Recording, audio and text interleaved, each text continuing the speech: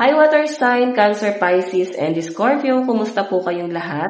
Okay, so Water Sign, maraming salamat po sa walang sawang pagsubaybay sa ating pong daily horoscope. And kung ikaw ay bago pa lang sa ating channel, mag-subscribe na po kayo and i-click mo na rin yung ating notification bell para lagi kang updated sa ating mga bagong upload, okay?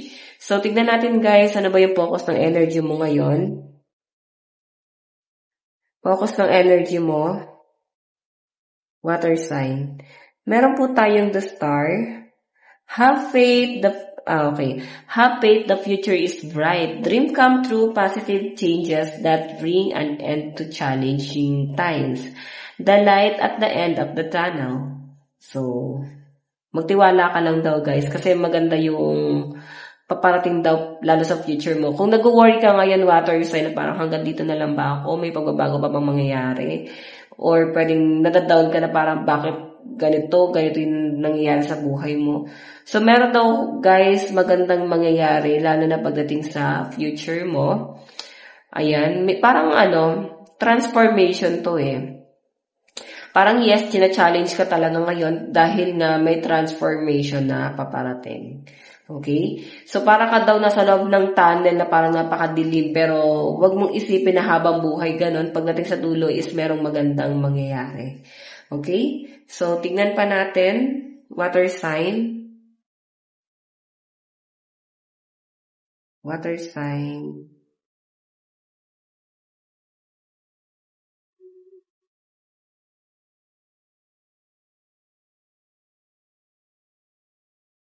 Okay.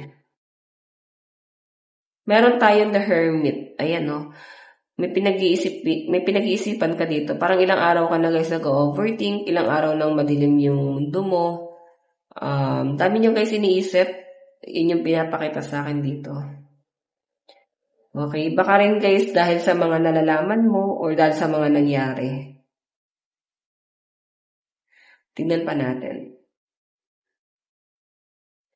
Meron tayong 7 of Gems Achievement. So ito guys ha, sa pinapakita sa akin, nagpo-focus ka ngayon sa sa career mo. Pero ang pinag-iisipan mo kasi rito guys, paano ka magpo-focus? Pwedeng sa trabaho mo meron kang iniiwasan. Kung ikaw ay estudyante, meron kang iniiwasan pa rin. So parang hindi ka makapag-focus kasi parang ramdam mo yung malaki siyang distraction para sa inyo. Okay? Tingnan pa natin guys.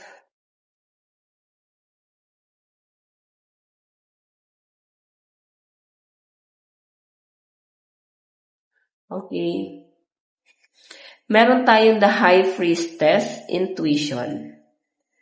Okay. So, ayan guys, lakasan nyo lang daw yung inyong pananalig, no? Ang lakas ng pakiramdam nyo guys. Meron ako nakakita rito na parang mind reading. So, meron ka lang inoobserbahan, pinapakiramdaman. Ayan. Pwede rin guys na meron kayong parang mapagtatanto rito. Para meron kayong pinag-iisipan guys. Yun po yung malinaw na pinapakita dyan.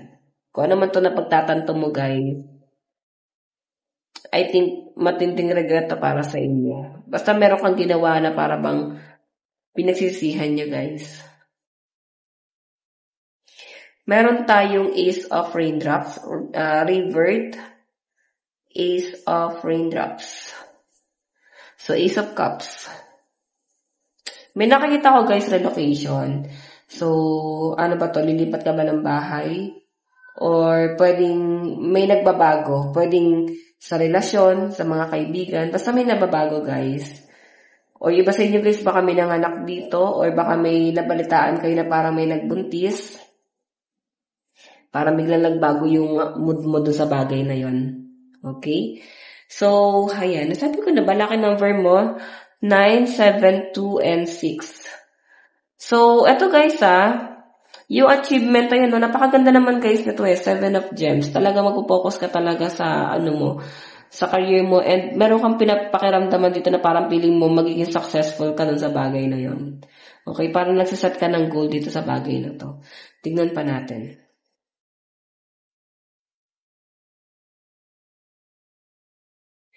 Meron po tayong King of Cups.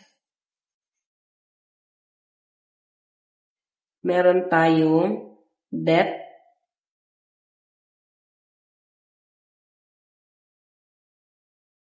Meron tayong Two of Pentacles. Okay. And King of Swords.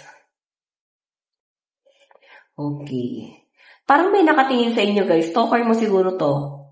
Ayan o, may nagmamasid sa inyo. Ini-stalk ka ng matindi nitong taong to.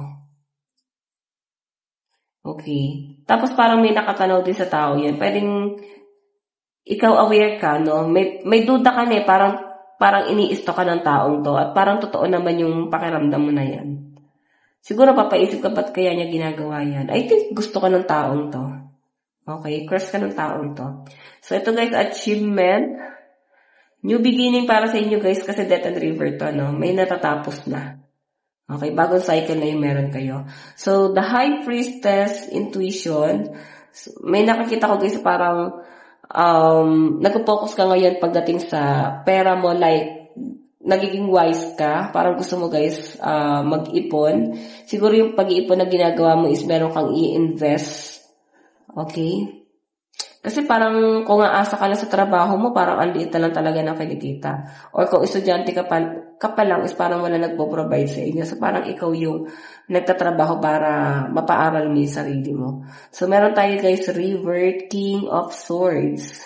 Diba? Ito guys, si King of Swords, someone na matalino, madiskarte. Maraming alam to eh. Okay? So, ayan nga, Revert. Maraming alam to, pero itong tao to guys, maaring ikaw to, na parang pa-inosente, no? Or pwedeng ganun yung pinapakita mong personality. Like, parang napaka-innocent. Pero yung totoo guys, ikaw ay delikadong tao. Parang ganun. Meron kang kayang gawin. Advice. Meron tayong it is safe for you to shine. Okay, huwag ka matakot na mag-shine kasi okay at safe naman daw to guys, okay? So water sign, ito lang pong inyong reading. Bukas po ulit. God bless and love you all. Bye-bye.